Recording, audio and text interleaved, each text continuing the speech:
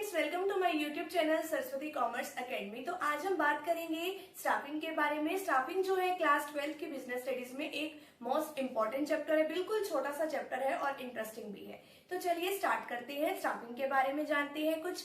अब जो स्टाफिंग है वो किसका पार्ट है, सबसे पहले तो हमें ये पता होना चाहिए। स्टाफिंग पार्ट है हमारा मैनेजमेंट के फंक्शन का। हमारे पास मैनेजमेंट में टोटल 5 फंक्शंस होते हैं। कौन कौन से होते हैं वो? Planning, organizing, staffing, directing and controlling. अब प्लानिंग में क्या होता है, हम प्लान्स बनाते हैं कि क्या करना है, कैसे करना है, कौन इस काम को करेगा, कैसे करेगा, किस तरीके से हम अपने ऑर्गेनाइजेशन के ऑब्जेक्टिव को अचीव करेंगे। सेकेंड नंबर पे हमारे पास आता है ऑर्गेनाइजिंग। ऑर्गेनाइजिंग में क्या होता है, हम सभी चीजों को ऑर्गेनाइज करते हैं। हम एक ऑर्गेनाइजेशन स्ट्रक्चर बनाते हैं, ठीक है। उसके अंदर लोगों की ड्यूटीज वगैरह जो है क्या क्या हो सकती है वो डिसाइड करते हैं। लोगों को क्या क्या टास्क परफॉर्म करने हैं वो चीजें डिसाइड होती है। ये हो गया, सब कुछ डिसाइड कर लिया।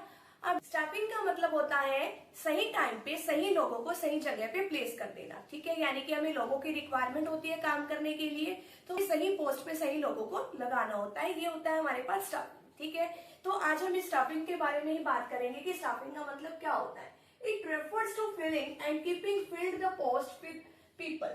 अब इसका मतलब क्या है कि हमें जो हमारे पास जॉब है तो उस पे लोगों को लगाना कि जो भी हमारे पास काम है, काम करने के लिए हमें लोग चाहिए, तो उस काम को करने के लिए उन लोगों को उस जॉब पे प्लेस कर देना, ठीक है।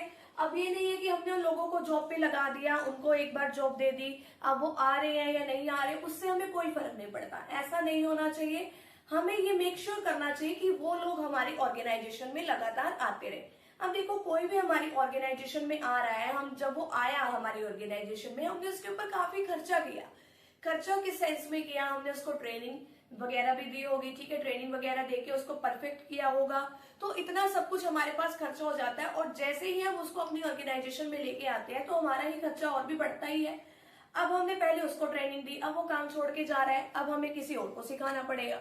तो इस तरीके से हमें मेक श्योर करना चाहिए कि वो जो पर्सन जो हमने रिक्रूट कर लिया एक बार जो हमने काम पे लगा दिया, वो हमारी ऑर्गेनाइजेशन में लगातार आता रहे, वो हमारी ऑर्गेनाइजेशन को छोड़ के ना जाए।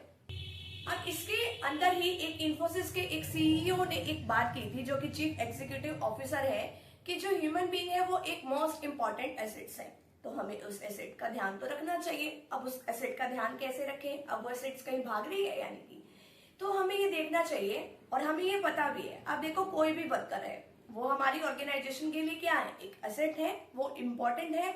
अब वो डेली बेसिस पे शाम को जो इवनिंग के टाइम पे काम हो गया, उसका काम करने के बाद अब उसकी छुट्टी हो गई वहां से, तो वो छुट्टी करके कहाँ जाएगा, अपने घर चला गया।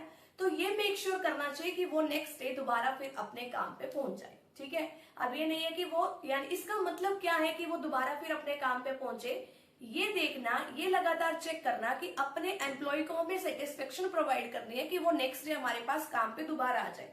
यानी कि वो काम छोड़े नहीं उस काम को, क्योंकि हमने उसके ऊपर काफी खर्चा किया है। हमने पहले उस पर्सन को सेलेक्ट किया, उस पर्सन को ढूंढा, उसके इंटरव्यू लिए, उसके बाद उसको ट्रेनिंग दी, ट्रेनिंग देके हमने उसको अच्छी तरीके से काम सिखाया, काम सिखा के सेट किया।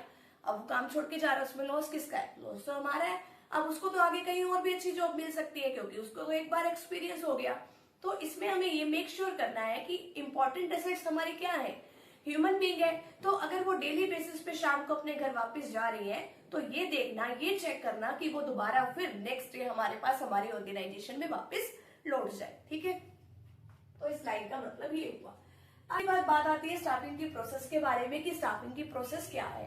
तो अब ये जो स्टाफिंग की प्रोसेस है, सबसे पहले इसमें मेन पॉइंट आता है estimating the man power requirement. Estimating the man power requirement का मतलब क्या है कि ये देखना कि हमें कितने पर्सन की एक्चुअल में लोगों की जरूरत है, यानी कि कितने लोग हमें काम करने के लिए चाहिए, कितने हमारे पास अवेलेबल है, कितने हमें चाहिए। अब देखो, सबसे पहले यानी कि हमें इसका नंबर देखना है कि कितने लोग हमें काम करने के लिए चाहिए, किस टाइप के लोग हमें काम करने के लिए चाहिए। मेल्स चाहिए, फीमेल्स चाहिए, ठीक है, स्पेशली एबल्ड जो लोग हैं वो चाहिए, ठीक है। तो किस तरीके के लोगों की हमें अपनी ऑर्गेनाइजेशन में जरूरत है, कितने लोगों की जरूरत है, हमें ये देखना है। जब हम ये देख रहे हैं तो हमें ये भी देखना चाहिए कि किस क्वालिफिकेशन वाले पर्सन की जरूरत है, उसके पास किसी काम को करने के लिए एक्सपीरियंस होना चाहिए या नहीं। तो ये सब हमें लगातार चेक करना है। अब ये जो है वो हम किस क्राइटेरिया को देखते हुए चेक करेंगे कि कितने लोगों की हमें जरूरत है, कि ये तो नहीं हो रहा कि हमारी ऑर्गेनाइजेशन में लोगों की प्रमोशन हो रही है, ठीक है, अब कोई रिटायरमेंट ले रहा है या डिसमिसल। डिसमिसल का मतलब क्या होता है कि उस लोगों को हमने काम से हटा दिया, ठीक है। तो प्रमोशन, रिटायरमेंट और डिसमिसल्स, ये सब देखते हुए हमें क्या करना है, एस्टिमेशन लगाना है कि कितने लोगों की हमें एक्चुअल में जरूरत है, ठीक है। अब इसके बेसिस पे हम 2 टाइप्स के एनालिसिस करते हैं। एनालिसिस में वर्कलोड एनालिसिस होता है और वर्कफोर्स एनालिसिस होता है। वर्कलोड और वर्कफोर्स। वर्कलोड का मतलब क्या है कि हमें जो है काम करने के लिए कितने लोगों की जरूरत है, यानी कि नेसेसरी कितने लोग हैं काम को करने के लिए। मान लो हमें 50 लोगों की जरूरत है काम को करने के लिए। वर्कफोर्स एनालिसिस में हम ये देखते हैं कि आज के टाइम पे हमारे पास कितने लोग अवेलेबल हैं, जरूरी कितने हैं, वर्कलोड, ठीक है, और एक्चुअल में हमारे पास कितने हैं, अवेलेबल कितने हैं, वो क्या है, वर्कफोर्स। तो अब हमें एस्टिमेशन लगाना है, जरूरी कितने थे, 50, ठीक है, और वर्कफोर्स एनालिसिस में अवेलेबल कितने हैं, 40, यानी कि कितने और लोगों की जरूरत है। 50 चाहिए, 40 हमारे पास है, माइनस कर दो, कितने और चाहिए, 10। तो ये हमने क्या लगा लिया, इसका एस्टिमेशन लगा लिया कि कितने लोगों की जरूरत है। तो ये हमारे पास estimating the man power requirement में इस तरीके से हम इसको कंसीडर कर सकते हैं।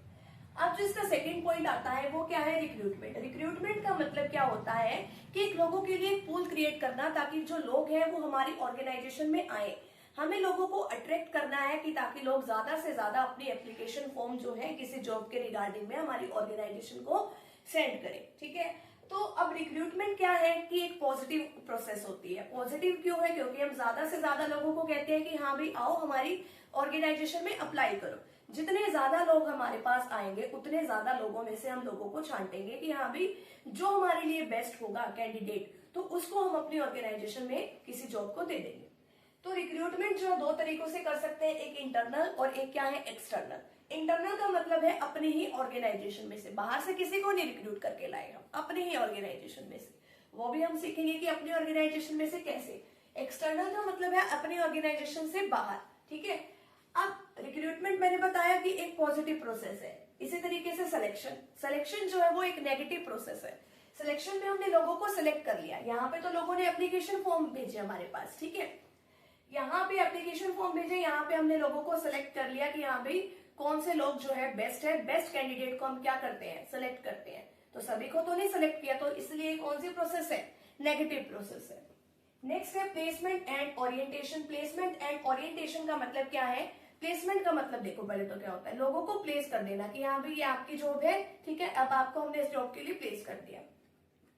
और ओरिएंटेशन कहो या फिर इसको इंडक्शन कहो। इंडक्शन का मतलब ये होता है कि आपकी ऑर्गेनाइजेशन में कोई नया एम्प्लॉई आया है। जब आपकी ऑर्गेनाइजेशन में कोई नया एम्प्लॉय आता है तो आप उसको सभी लोगों से मिलवाते हो कि हाँ भाई ये आपका बॉस है, ठीक है, ये आपके अंडर काम करेगा, ये आपका सुपीरियर है, ये आपका सबऑर्डिनेट है। सुपीरियर बॉस होता है और सबऑर्डिनेट वो होते हैं जो उसके नीचे काम करते हैं।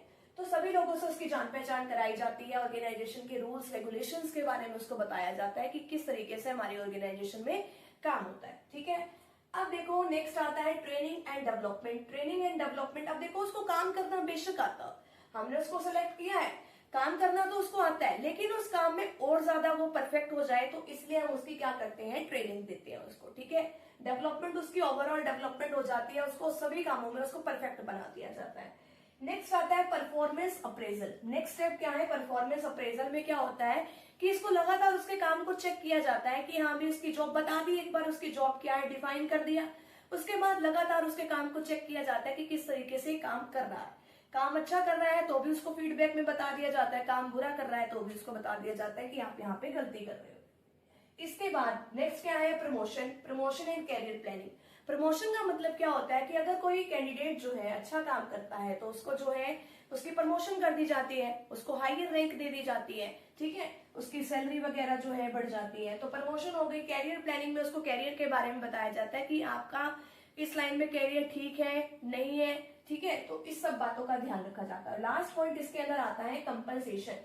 कंपनसेशन का मतलब क्या होता है कि अब देखो कोई काम करेगा, काम करने के बदले में वो सैलरी तो चाहेगा ना कि हाँ भाई अगर हम काम कर रहे हैं तो हमें बदले में सैलरी मिले, कुछ तो मिले, तो उसको जो है कंपनसेशन प्रोवाइड की जाती है। फाइनेंशियल पेमेंट डायरेक्टली भी कर दी जाती है और इनडायरेक्टली भी कर दी जाती है।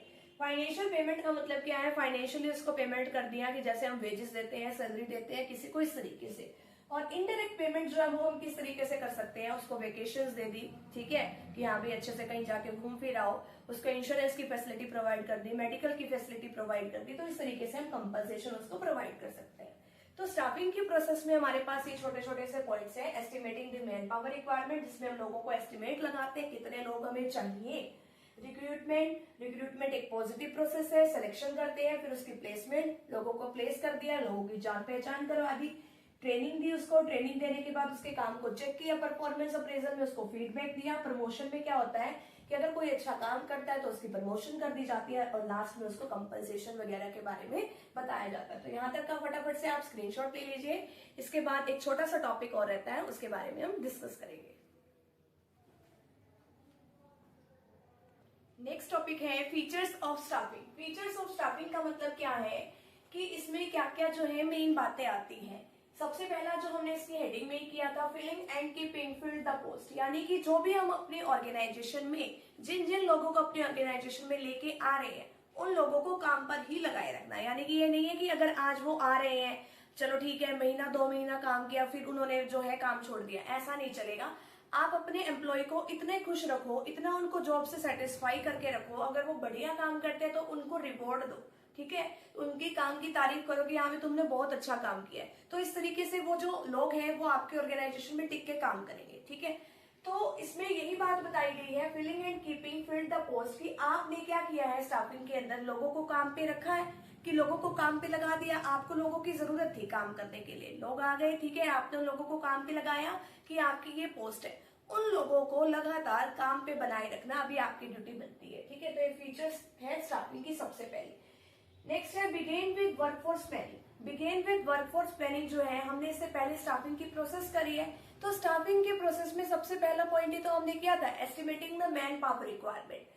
तो estimating the man power requirement ये सबसे पहला पॉइंट था कि इसमें ये देखना कि कितने लोगों की काम पे जरूरत है, किन विद वर्कफोर्स प्लानिंग यहाँ से शुरू होता है, इसी के बाद रिक्रूटमेंट, सिलेक्शन, आगे जो भी हमने पॉइंट किए थे वो सब इसके बाद आते हैं। Next related to any combination of employees. अब इसमें जो है एम्प्लॉइज का कॉम्बिनेशन भी लेके चल सकते हैं। इसमें हम ये देख सकते हैं कि डेली वेजेस, कि हाँ भी सुबह काम किया, सुबह से शाम तक, शाम को जो है उसको वेजेस पकड़ा दी, या फिर ऐसा भी हो सकता है कि मंथली बेसिस पे हम उसको जो है सैलरी वगैरह दे सकते हैं, या कॉन्ट्रैक्ट बेस पर भी जो है हम किसी भी तरीके के एम्प्लॉइज को रख सकते हैं।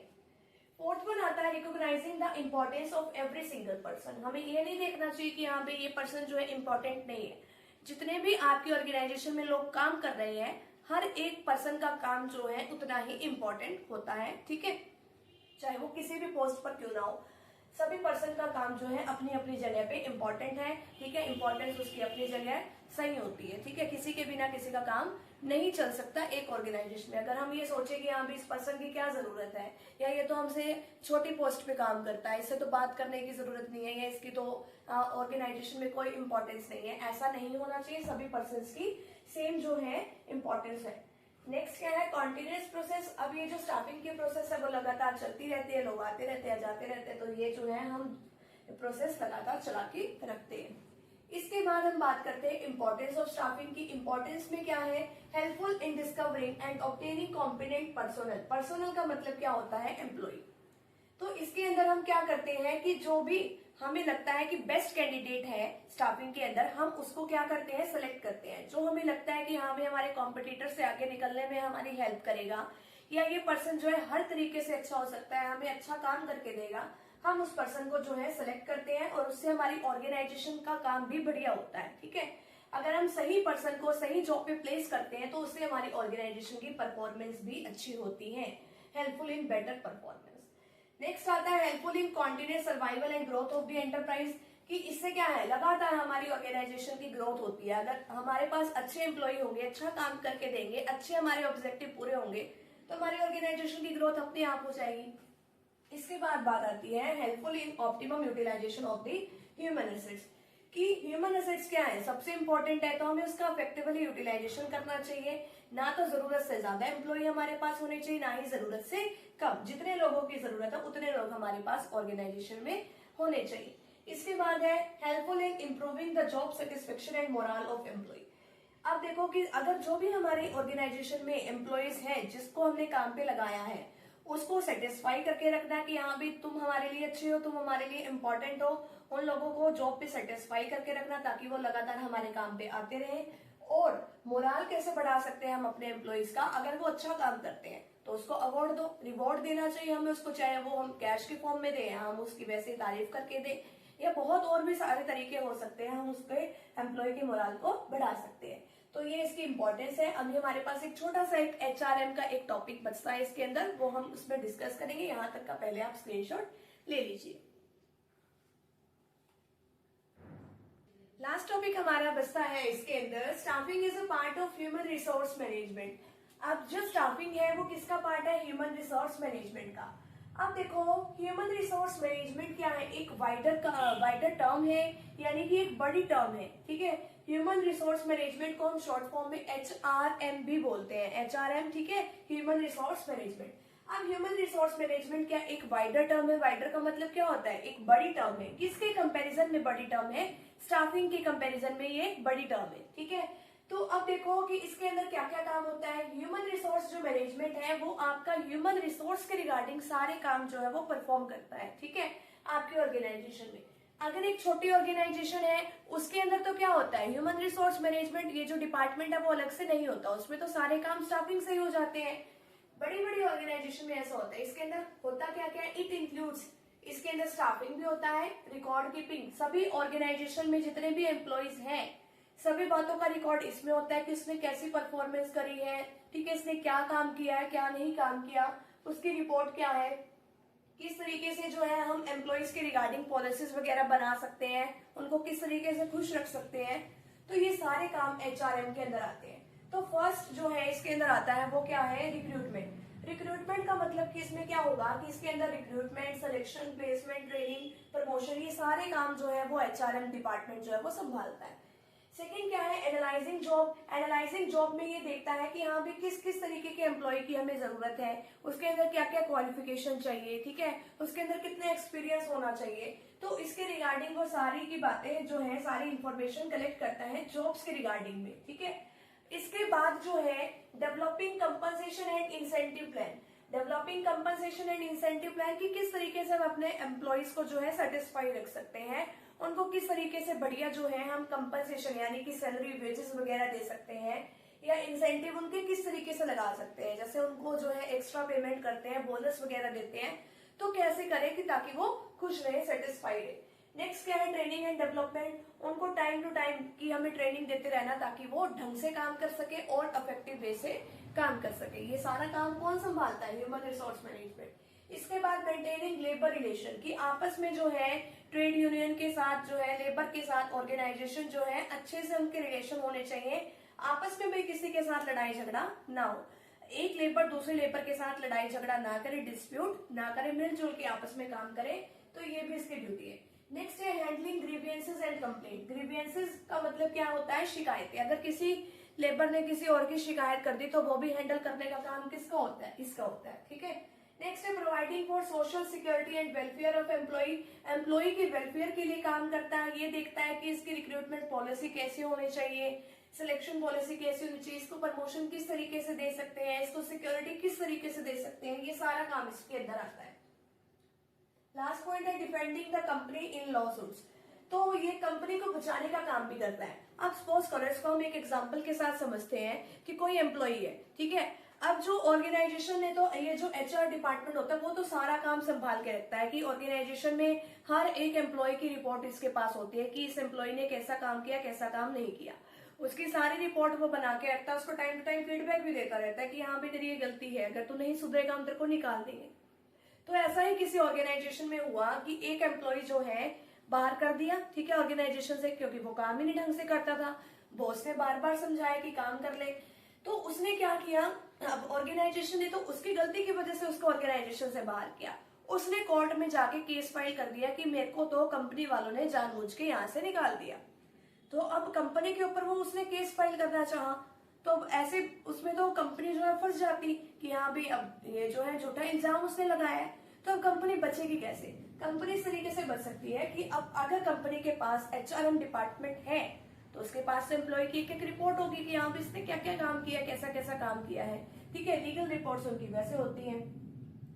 तो जब उन्होंने कोर्ट के सामने वो रिपोर्ट प्रेजेंट करी कि हाँ भाई ये देख लो इसने कैसा कैसा काम किया है, तो अब बताओ कि हाँ भाई कोर्ट की इसका निकालना बनता था कंपनी से या नहीं बनता था। तो कोर्ट ने क्या डिसीजन दिया कि हाँ भाई अगर कोई एम्प्लॉय अच्छा काम नहीं करेगा एम्प्लॉयर के बार बार समझाने पर ही तो उसको निकालना ही पड़ेगा। तो इस तरीके से ये कई बार क्या होता है कि कंपनी को बचाने का काम भी करते हैं। तो ये हमारा ह्यूमन रिसोर्स मैनेजमेंट एक छोटा सा टॉपिक है, इसका आप अभी स्क्रीनशॉट ले लीजिए। तो अगर आप फ्रेंड्स चैनल पे नहीं हो तो चैनल को प्लीज सब्सक्राइब जरूर कर दीजिए, वीडियो को लाइक जरूर कर दीजिए। मिलते हैं नेक्स्ट टॉपिक के साथ, नेक्स्ट वीडियो के साथ। Thank you very much. फटाफट से अभी आप इसका स्क्रीनशॉट ले लीजिए।